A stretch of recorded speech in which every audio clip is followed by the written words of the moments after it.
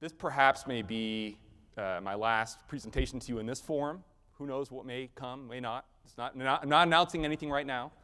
I want to be chief and be able to represent and serve this agency and be part of the partnership as long as I can, but also understanding my position, my role. I want to take this opportunity then to share a few thoughts and to reflect upon, I think, the importance of what you guys represent, how important we are to our future, and I have some things I want to get off my chest. So bear with me. I may go over my allotted time. I apologize. Like I said, I open mic. So bear with me. What I'm asking for is your forbearance, maybe a little bit of patience. There's a point to where I'm going. But I'm also going to start off a little untraditional, and hopefully you won't hear an acronym out of my mouth for the next few minutes. So I've titled this Future Challenges, Fertile Plains, and hopefully you'll kind of get the point of this when I get to the end of the presentation. Challenge, where do I begin in this talk? So I went back to my beginning, and I shared with you my first presentation to you guys in December of 2012, my experience, my first job out of college, when I worked on a ranch. I was a small ranch hand, literally and figuratively small, in a small town in Montana, Big Timber, Montana. This is the view outside the little shack I lived in that summer. I didn't know the skies could look like this.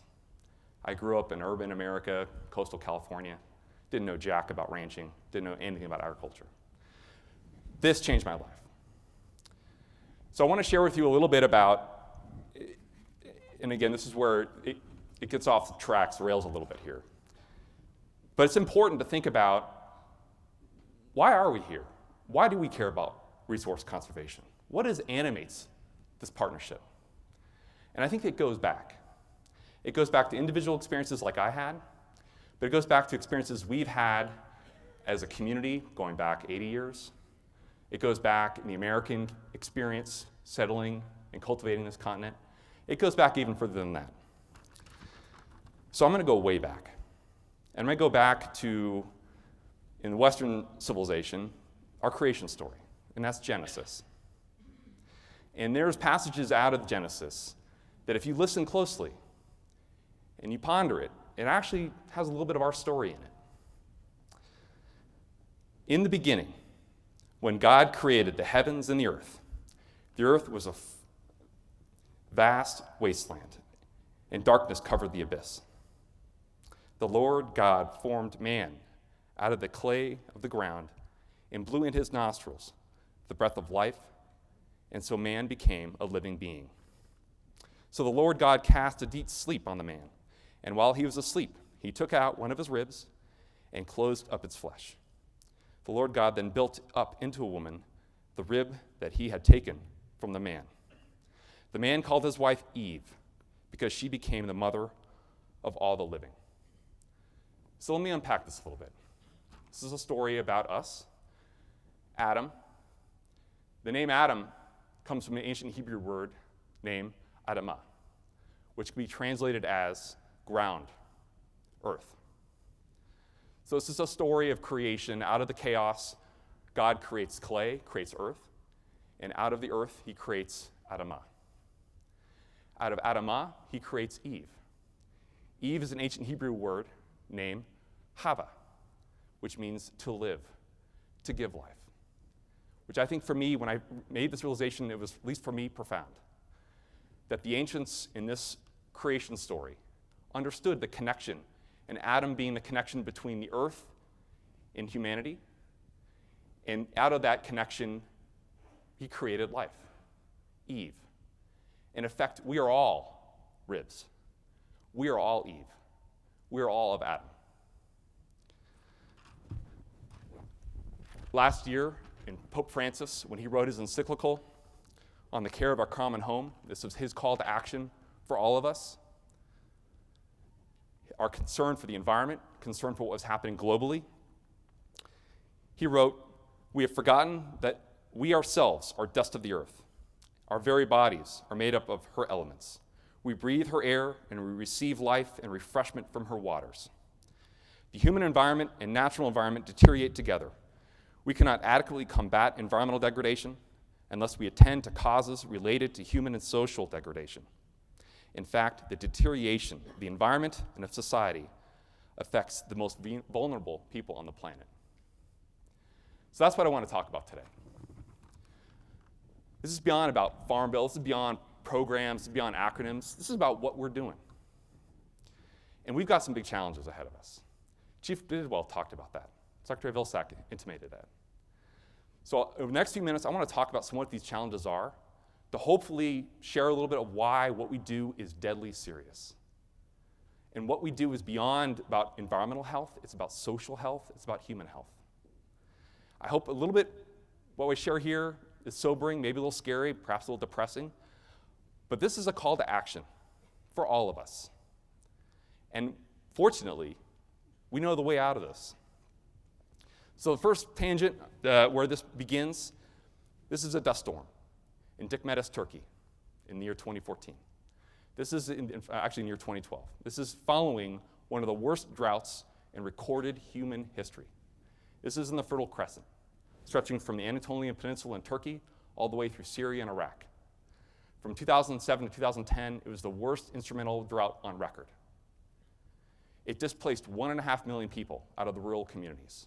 Their farms failed, their livestock failed, they were starving.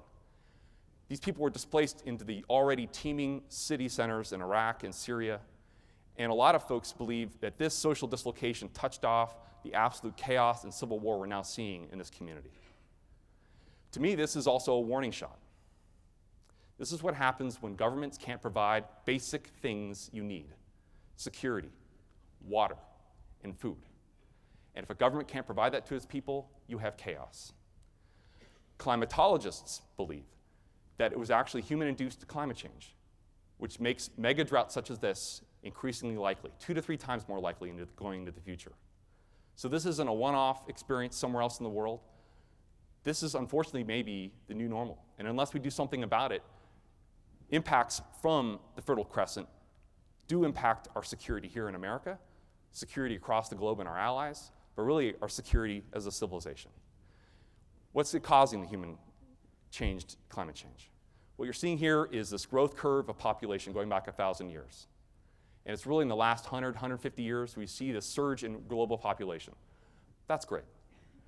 What this chart is showing is the light gray line is the surge in population. Overlaid with that is then correlated with that are CO2 emissions.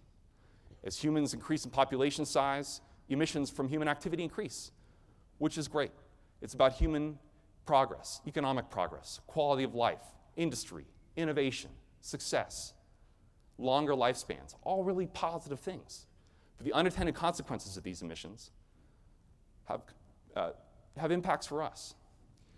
So this is a chart that goes back 800,000 years. They've drilled the core samples in the ice sheets of Greenland and Antarctica, and they've gone back 800,000 years to look at CO2 concentrations going back a long time.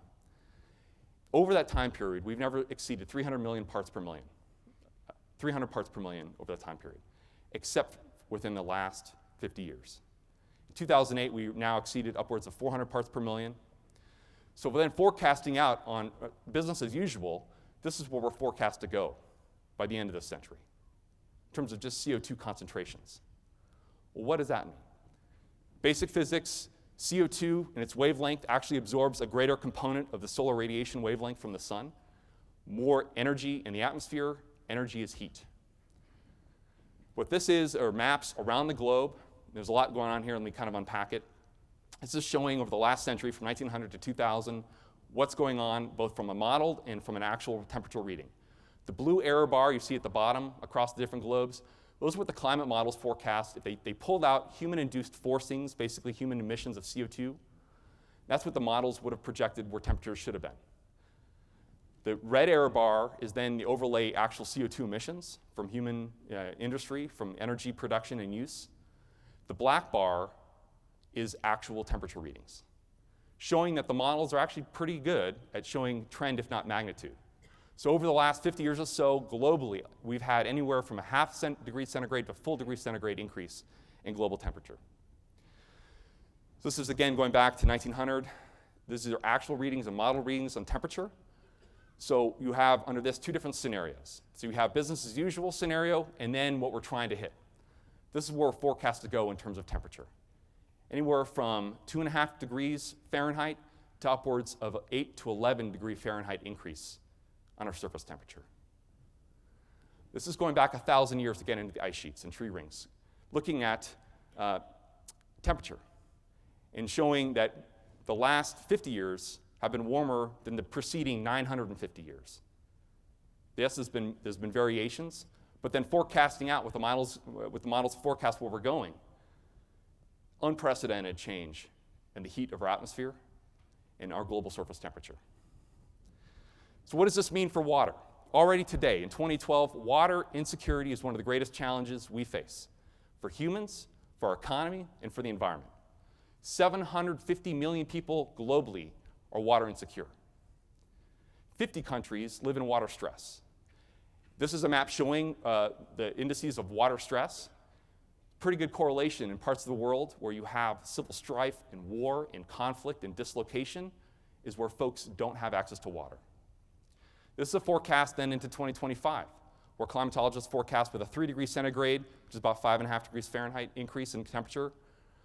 This is where they're seeing water stress. Same areas where you have large populations, unstable governments, but this isn't just an international issue. This is a concern, of course, for the United States too. The UN forecasts by 2050, 3.9 billion people will be water insecure, not have access to clean drinking water. What does that mean for our own security here in this country? What does that mean for us as a global civilization? Beyond water, this is about ag production. By 2050, looking at, again, a 3 degrees centigrade warmer world, this is a change forecast in yield. Red basically means not good.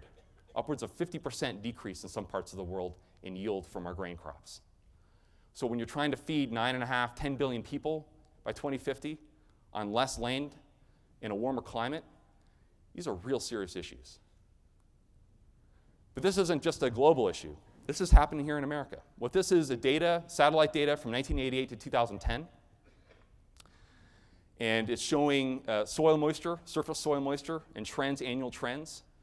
Red essentially is showing year-over-year drying of the soils. Blue, obviously, wetter. So you're seeing changes in pretty vast regions of the country, but from a food production, a food sustainability standpoint, the recent history has been concerning, just overall in terms of soil moisture.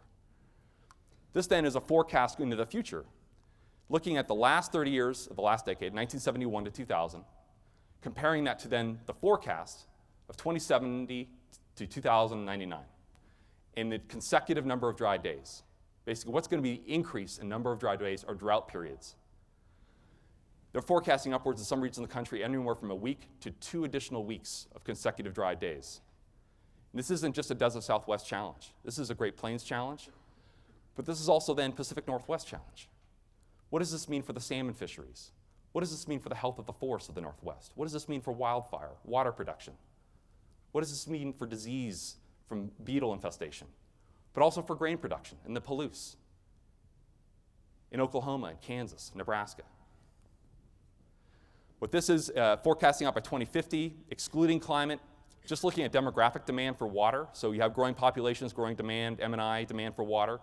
They've created basically a vulnerability index, water stress, how much competition is going to be for water. They estimate about 10% of counties in the United States will have extreme or high levels of water scarcity. When you overlay a hotter climate, more droughty climate, this is the forecast. 1/3 of our counties in the country, high degree of water stress, water scarcity. In terms of probability of multi-decadal megadrought, I don't even know what that means. It sounds terrible, though. Turns out, by the end of this century, they're forecasting an 80% probability of a drought lasting 20 to 30 or more years in the Great Plains states. Ask New Mexico what a multi-decadal megadrought sounds like. And they'll tell Texas and Oklahoma and Kansas and Nebraska and Iowa what that means. This is severe. So that's the forecast. What this is a time series of the past. And that, unfortunately, we're mining our resources as if they're infinite. What this is a time series showing the Ogallala Aquifer being pulled out for irrigation. What you're seeing in western Kansas, the water table dropping in some words upwards of 70 feet just over a course of 18 years. Think of the cost, let alone the energy, to lift water 70 feet. And at some point, it's uneconomic. But this isn't just an agricultural issue. Communities that overlive the aquifer depend upon that for their municipal water supply. So at the very moment we're going to need access to water, in many cases, we're mining it. My home state of California, they've experienced one of the worst droughts in a millennia, just in over 4 years. We're seeing our monitored wells, and in 1 year, between spring of 2013 to spring of 2014, well height dropped 10 feet or more across the state as farmers were managing through the worst drought they've ever experienced. What does this mean for the sustainability of crop production in one of the most fertile valleys in the world? Too little water, now we're going to talk about too much water. Rising sea level. What this is showing over the last 200 years, we've had globally, whether from proxy data, tidal gauges, or satellite data, surface ocean levels are rising. In this case, close to a foot over the last 200 years. Where this, depending on what happens with the ice sheets of Greenland and Antarctica, forecast to go to another 1 to 4 feet higher over the next century. This isn't hypothetical future, though this is today. Brothers and sisters from the Pacific region can talk about this. So the Bikini Islanders, for example, have activated their treaty with the US government. The US government relocated the Bikini Islanders after we had tested atomic weapons in the atolls. They moved them to the Marshall Islands. As part of that treaty, we established a trust fund, and that if we ever needed to relocate them again, we would have a trust fund established. The foreign minister of Marshall Islands formally requested the Department of the Interior and US Congress to repurpose the trust fund to relocate the Bikini Islanders. Why? Because sea level is rising, the tides are higher. This is from 2014. The King High Tide, which is the annual highest tide of the year, impacted thousands of people on the Marshall Islands, dislocating folks, forcing people to reconsider where they live, where their homes are. This isn't a Pacific region challenge. This is in the Caribbean, the Ogallala Archipelago off Panama. The Panamanian government is relocating these indigenous people off the archipelago, off the coast of Panama, because of sea level rise, saltwater intrusion into their freshwater supplies, storm damage, higher tides.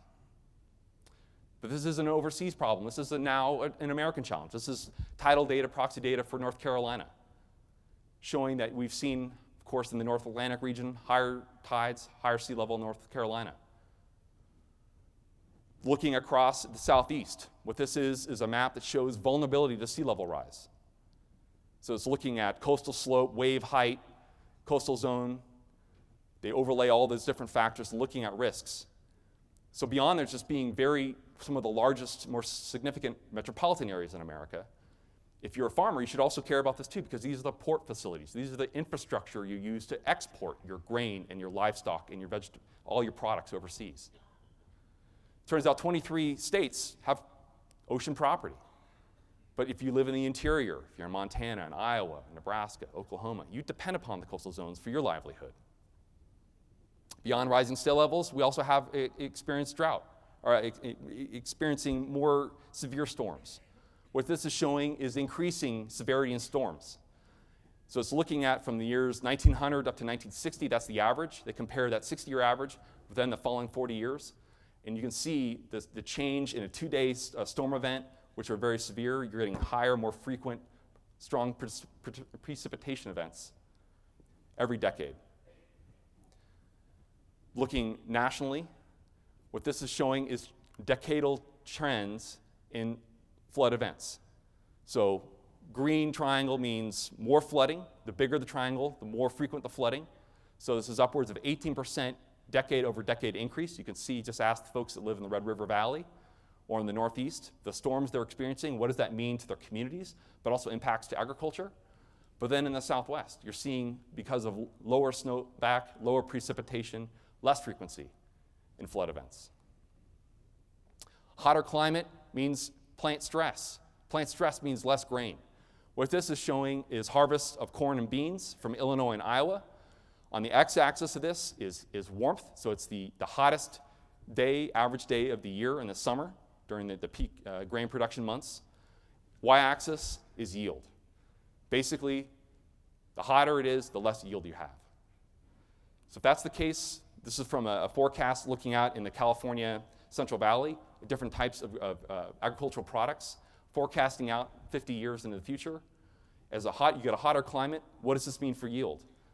For some crops, like alfalfa, maybe not as much impact, but for other very important crops, from corn to rice to wheat, cotton, a hotter climate means significantly less production. All right.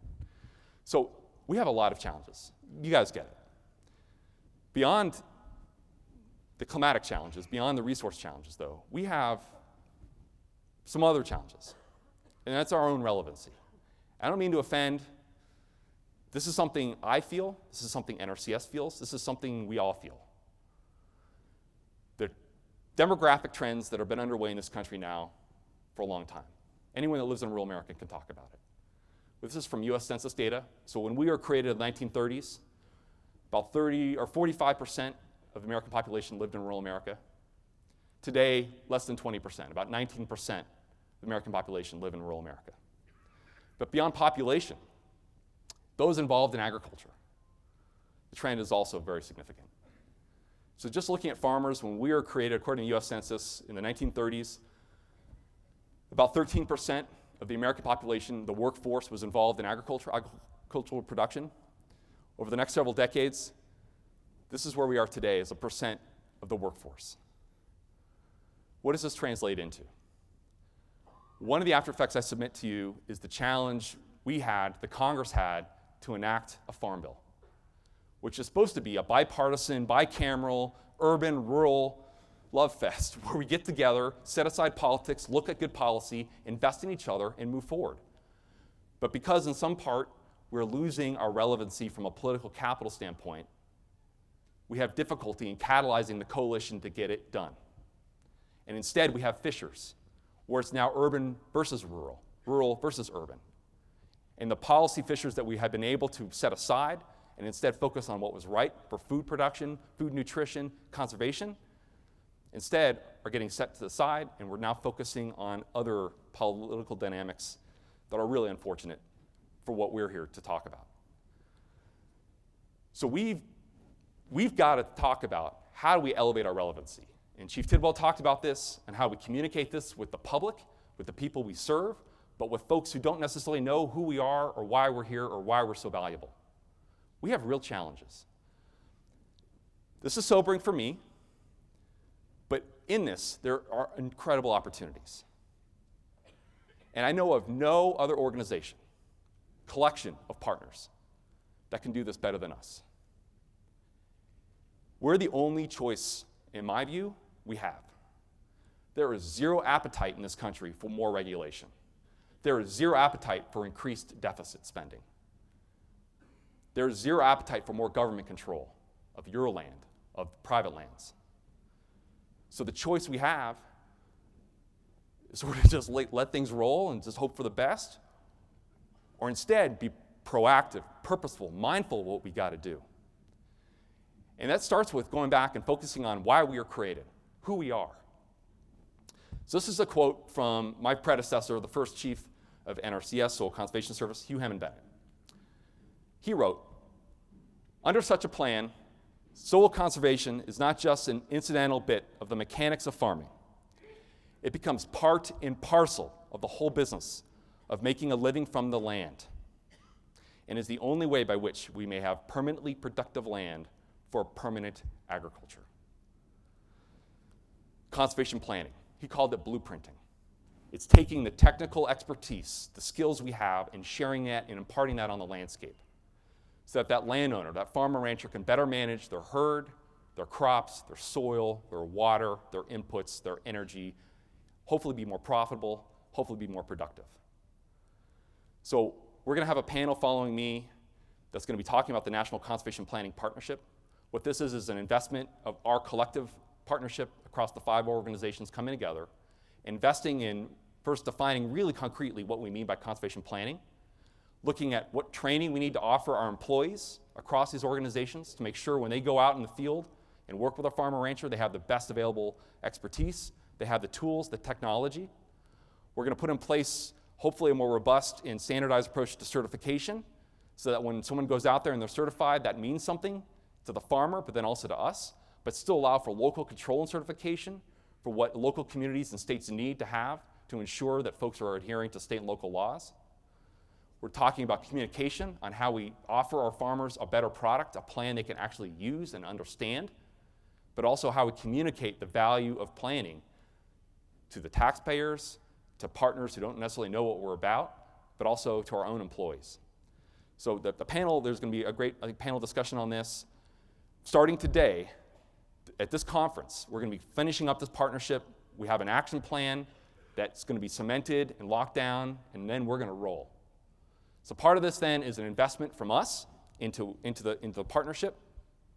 So I've asked the national leadership team at NRCS, pare as much out of overhead as you can out of national headquarters and invest that technical assistance back in the field where it belongs. So we, just over the weekend, sent an allocation notice. It's a start to our states. We're funding an additional 250 soil cons and rain con positions across the United States over the next 2 years. It's not enough, but it's a good start. And these folks are going to be focused on conservation planning with ranchers and farmers. But it's also about training. So we're investing additional, very significant amount of money into what we call conservation boot camp, which is where we send new employees to learn about the concepts of planning, about the art of salesmanship, the art of conservation stewardship, but also to build their technical skill set. We have offered, and we're going to be entering into an agreement with NACD, where we're going to be, NRCS is going to be contributing in the cost to help share the cost, and also offering these slots at boot camp to 58 conservation districts across the nation, 58 positions in these boot camps, so that district employees be learning side by side with their NRCS brothers and sisters, getting the same training, the same background, the same expertise and toolkit and all the different software packages, the whole soup of acronyms and all this other stuff, but that we're learning together, collaborating, building networks. This is a start, this is year one, but we're about reinvesting in the training and the capacity for our field to do an excellent job. But we also need to look at innovation. Chief Tidwell talked about this. And we need to take a look at the planning on how do we do things a little bit differently. I think over the last few years, we have done things a little bit differently.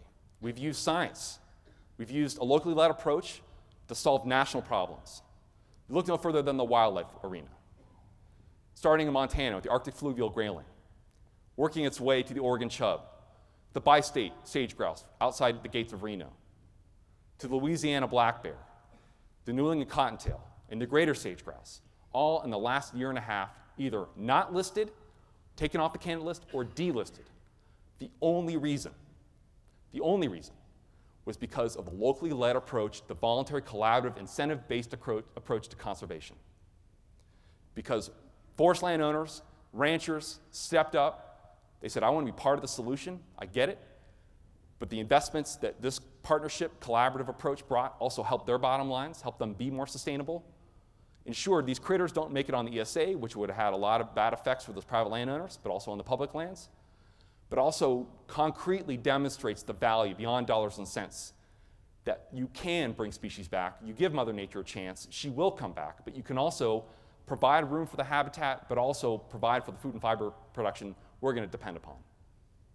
It's also NRCS realizing we can't do this on our own. So Chief Tidwell talked about our partnership with the U.S. Forest Service, but also with state foresters and districts. This is a scene out of Oregon where you have diseased, unhealthy tinder piles. Using a collaborative approach, treating the lands on both sides of the property line, you can bring the forests back. You can provide for the habitat, you can provide for the water, you can reduce fire risk, and you can provide for the open space, the recreation opportunities we depend upon, all on private lands. They can still yield timber and fiber that we need. It's also then, Secretary Vilsack talked about that, as did Chief Tidwell, about partnerships. We've got to build our partnership bigger. Yes, there's the core, but there is an exploding arena of NGOs, for-profit companies, utilities, other public units of government, churches, hospitals. They all want to be part of the solution. They want in on what we have.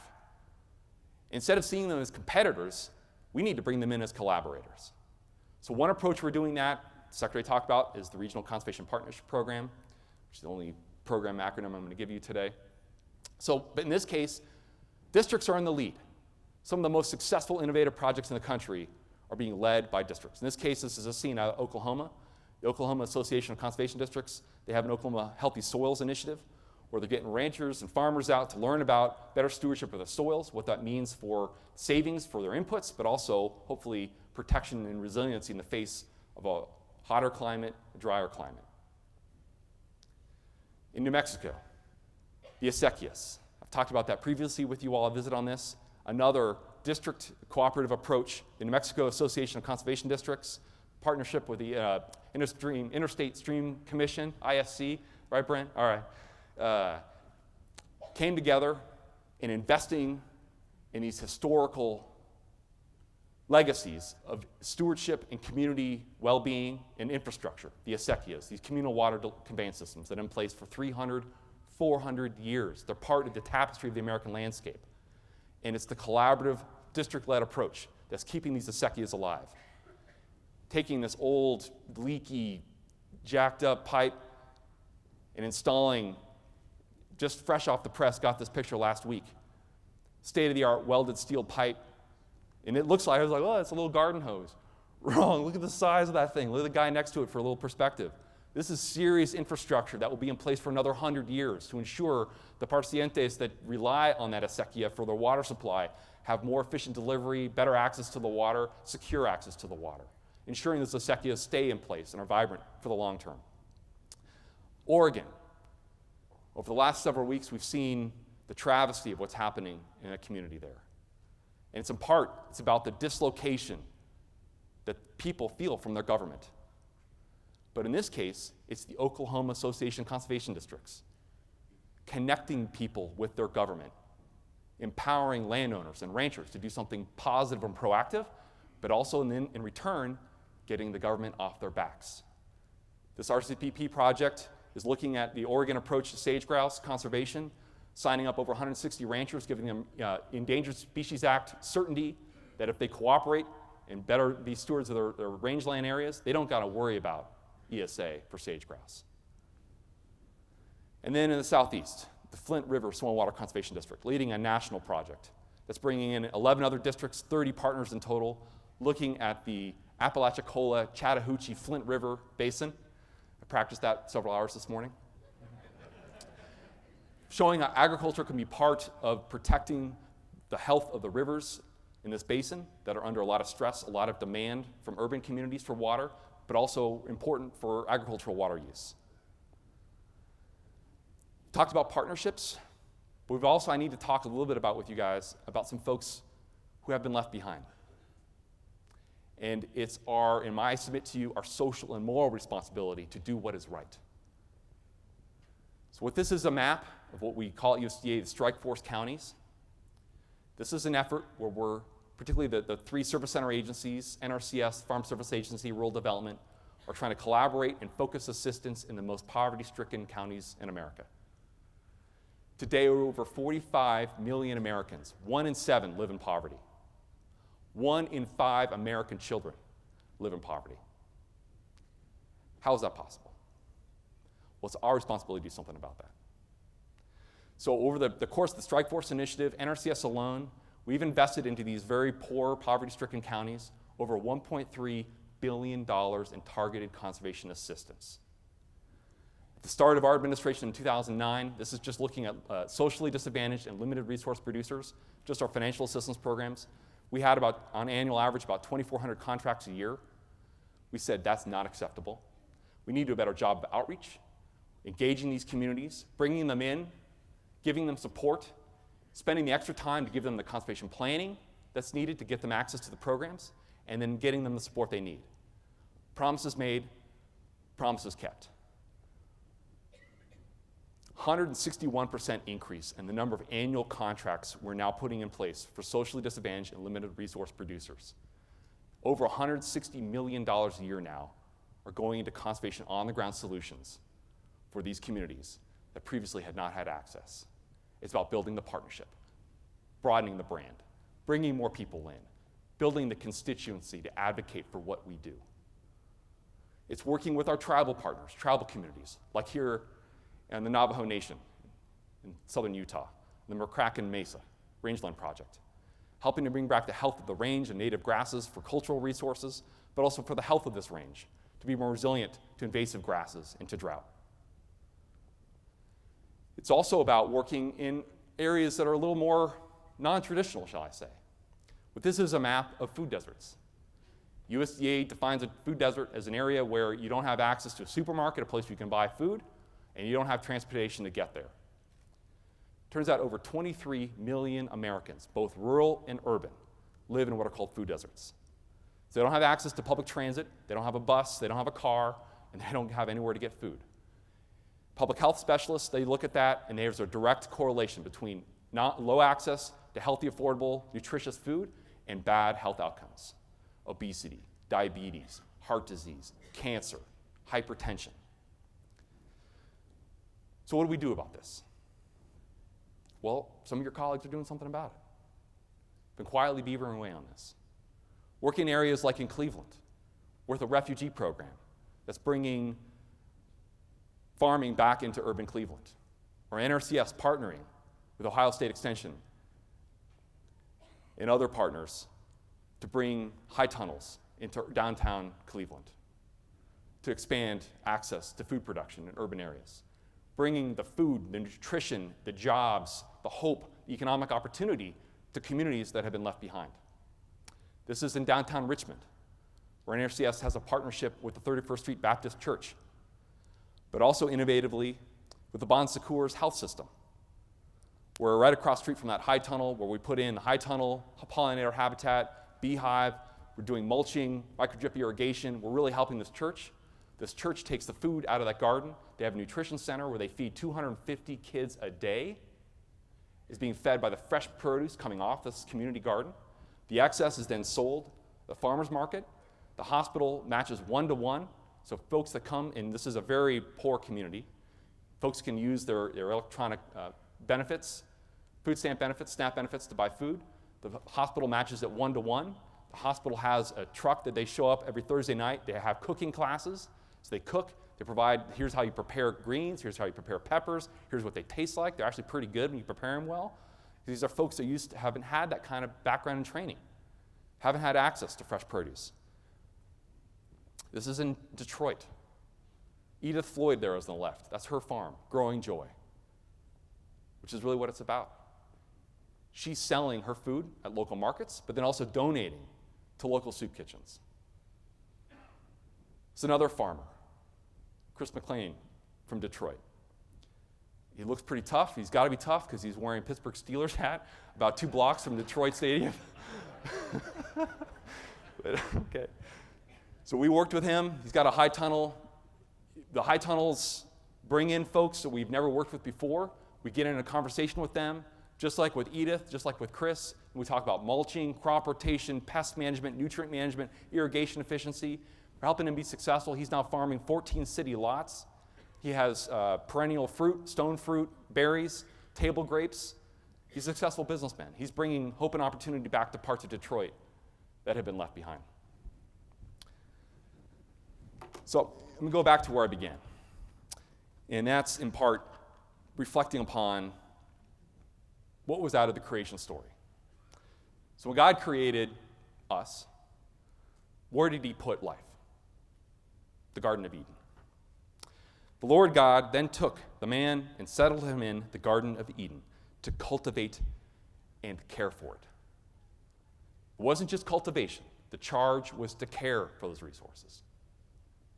Eden is an ancient Sumerian word that means fertile plain.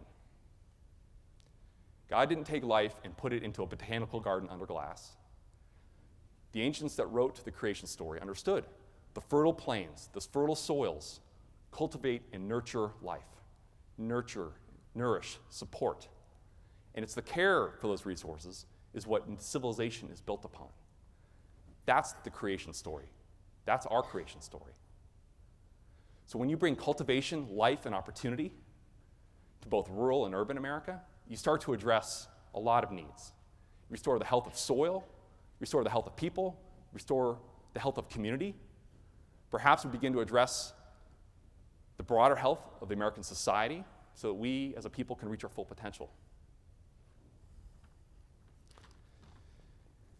What we have as a partnership, what you lead, is unique. There's nothing else like it in the world. It's a manifestly American enterprise. It's local, it's democratic, it's about supporting neighbors, it's about respecting the privacy and primacy of landowners, but also with that eye towards community health. I think it's profound to think about whether you work in a district office, whether you lead a district, whether you lead a state, whether you work in a community garden in an urban area, an abandoned urban lot, whether you're managing tens of thousands of acres of rangeland. Your connection to the landscape, your connection to your family and your heritage, our connection to each other, but most importantly, your own connection and your responsibility for your own fertile plains. Thank you.